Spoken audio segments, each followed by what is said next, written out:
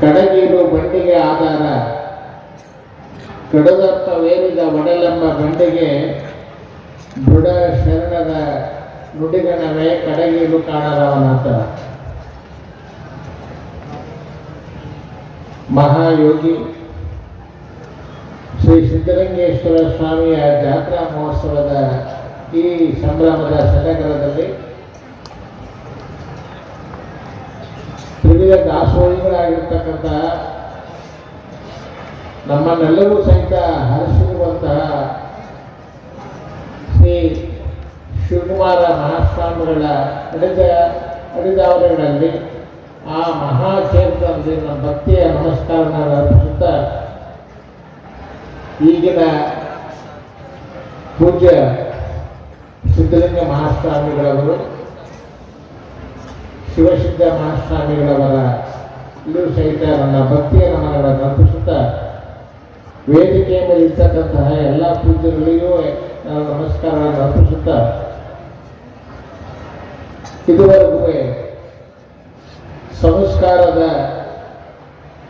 ವಿಶೇಷತೆಯನ್ನು, ಸಂಸ್ಕಾರ ಮನುಷ್ಯನಿಗೆ ಬಹಳ ಮುಖ್ಯ ಅನ್ನುವ ಪ್ರವಚನವನ್ನು ಕೊಟ್ಟಿರುವಂಥ ಶ್ರೀ ಸಿದ್ಧಲಿಂಗ ದೇವರು ಬಿಜಾಪುರನವರು ಹಾಗೂ ನಮ್ಮ ನೆಚ್ಚಿನ ವಿದ್ಯಾರ್ಥಿಗಳು, ತಾಯಂದಿರು, ಹಿರಿಯರು ಎಲ್ಲರ ಅಂತರಾತ್ಮಕ್ಕೆ ಶರಣು. ಶ್ರೀ ಶಿವಕುಮಾರ ಸ್ವಾಮಿಗಳವರ ಅವರ ಒಂದು ಪವಿತ್ರವಾದ ತ್ಯಾಗದ ಫಲದಿಂದ ಈ ಸಿದ್ಧಲಿಂಗ ಮಠ ಇಂತಹ ಬೃಹತ್ತಾಗಿರುವಂತಹ ಸೇವೆಯ ಸಂಕಲ್ಪವನ್ನು ಹೊತ್ತುಕೊಂಡು ಬಂದಿರತಕ್ಕಂಥದ್ದು. ಆ ಸೇವೆಯ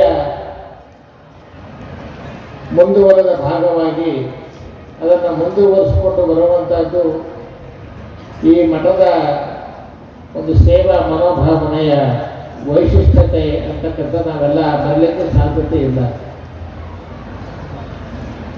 ಇಲ್ಲಿ ಬಂದಿರುವಂತಹ ಎಲ್ಲ ಮಕ್ಕಳಿರಬಹುದು, ಜಾತ್ರೆಗೆ ಬಂದಿರತಕ್ಕಂತಹ ಎಲ್ಲ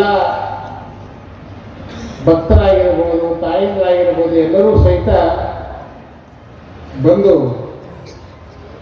ಇಲ್ಲಿಯ ಪ್ರಸಾದವನ್ನು, ಇಲ್ಲಿಯ ಪರಿಸರವನ್ನು, ಇಲ್ಲಿಯ ವ್ಯವಸ್ಥೆಗಳನ್ನು ನೋಡಿ ಬಹಳ ಭಕ್ತಿವಂತರಾಗಿ ಇರುವಂಥದ್ದನ್ನು ನಾವೆಲ್ಲ ಕಾಣ್ತೇವೆ.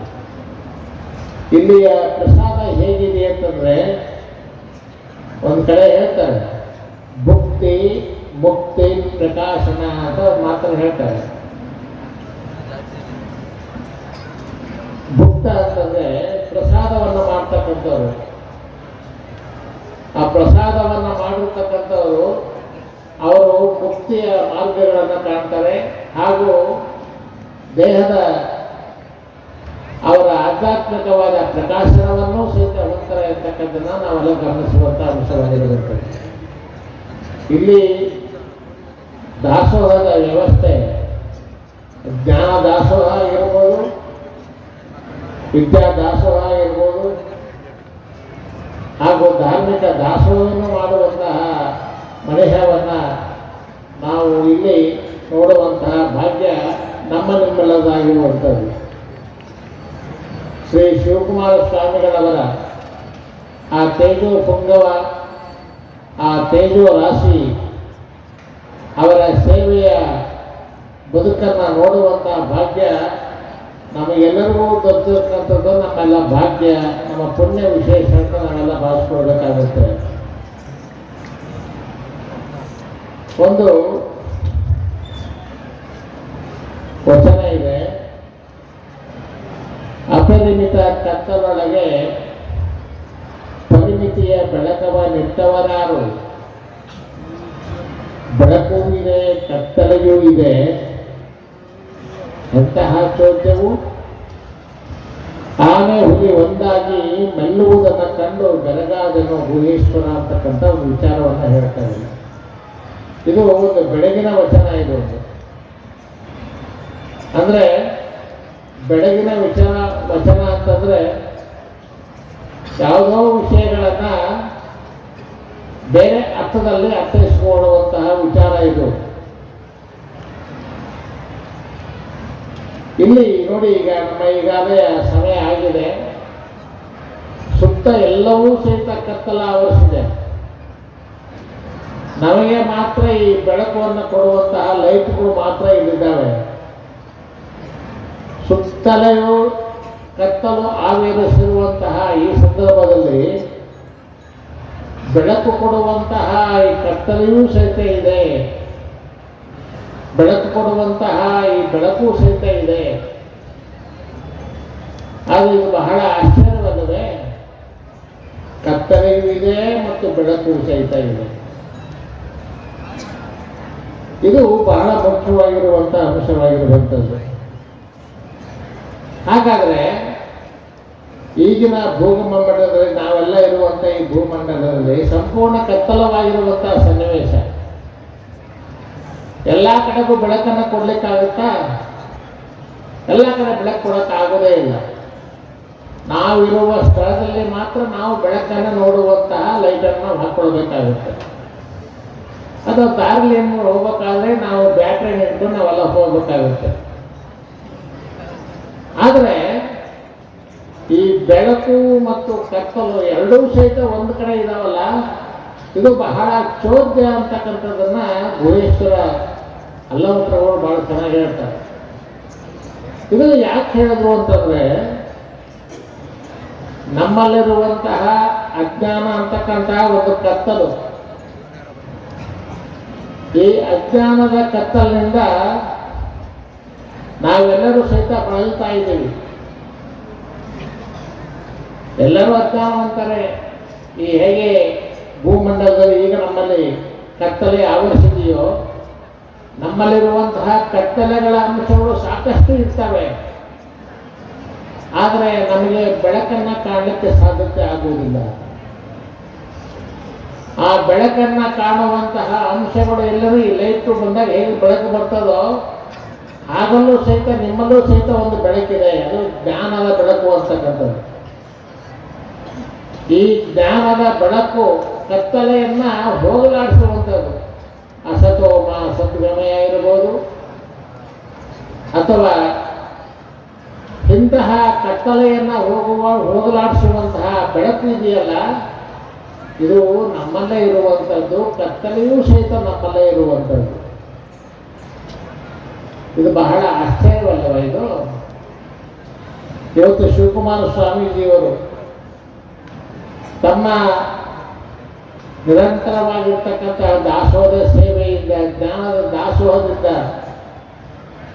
ನೀವತ್ತೆಲ್ಲರೂ ಸಹಿತ ಎಲ್ಲೆಲ್ಲೋ ಇದ್ರು. ನೀವು ಒಬ್ಬೊಬ್ಬರು ಸಹಿತ ಒಂದು ಊರಿಂದ ಬಂದಿರ್ತಕ್ಕಂಥವ್ರು, ಒಂದು ತಾಲೂಕಿನಿಂದ ಬಂದಿರ್ತಕ್ಕಂಥವ್ರು. ನೀವೆಲ್ಲರೂ ಸಹಿತ ಅರಸಿಕೊಂಡು ಬಂದಿರುವಂತಹದ್ದು ಯಾವುದಕ್ಕೆ ಅಂದರೆ ಈ ಜ್ಞಾನದ ಬೆಳಕಿಗಾಗಿ, ನಿಮ್ಮಲ್ಲಿರುವಂತಹ ಕತ್ತಲೆಯನ್ನ ಕಳೆದುಕೊಂಡು ಹೋಗೋದಕ್ಕೋಸ್ಕರವಾಗಿ. ಹಾಗಾದ್ರೆ ಕತ್ತಲೆಯನ್ನು ನಾವು ಕಳ್ಕೊಳ್ಬೇಕಾದ್ರೆ, ನಾವು ಬೆಳಕನ್ನು ನಾವು ಪಡಿಬೇಕಾದ್ರೆ ನಾವು ಬೆಳಕಿಗೆ ಮೊದಲು ನಾವು ಶರಣಾಗಬೇಕು. ಇಲ್ಲಿ ಬೆಳಕನ್ನ ಪಡೆದಿರುವಂತಹ ನಿಮ್ಮಂತಹ ಅನೇಕ ವಿದ್ಯಾರ್ಥಿಗಳು ಎಲ್ಲ ಕಡೆ ಸಹಿತ ಇದ್ದಿರ್ತಕ್ಕಂಥವ್ರು. ಅವರು ಸಮಾಜ ಸೇವೆ ಮಾಡ್ತಾ ಇರ್ಬೋದು, ನಾಡಿನ ಹಿರಿಯರಾಗಿರ್ಬೋದು, ರಾಜಕಾರಣಿಗಳಿರ್ಬೋದು, ಆಡಳಿತ ಮಾಡುವಂತಹ ಚಕ್ರಾಣಿ ಇರುವಂತಹ ಅಧಿಕಾರ ಆಗಿರ್ಬೋದು, ಅವೆಲ್ಲರೂ ಸಹಿತ ಇಲ್ಲಿಂದ ಹೊತ್ತುಕೊಂಡು ಹೋದ ಬೆಳಕುಗಳೇ. ಕತ್ತಲೆಯನ್ನ ಕಳ್ಕೊಂಡ್ರು, ಇಲ್ಲಿ ಬಂದು ಬೆಳಕನ್ನ ಪಡ್ಕೊಂಡ್ರು. ನೀವು ಇವತ್ತು ಬಹಳ ಮುಖ್ಯವಾಗಿ ಯಾವ ಬೆಳಕನ್ನ ಪಡ್ಕೊಳ್ಬೇಕಂತಕ್ಕಂಥದನ್ನ ನಾವೆಲ್ಲ ಯೋಚನೆ ಮಾಡಬೇಕಾಗಿದೆ. ಈಗಾಗಲೇ ಪೂಜ್ಯರು ಹೇಳಿದರು, ಸಂಸ್ಕಾರ ಬಹಳ ಮುಖ್ಯವಾಗಿರುವಂಥದ್ದು.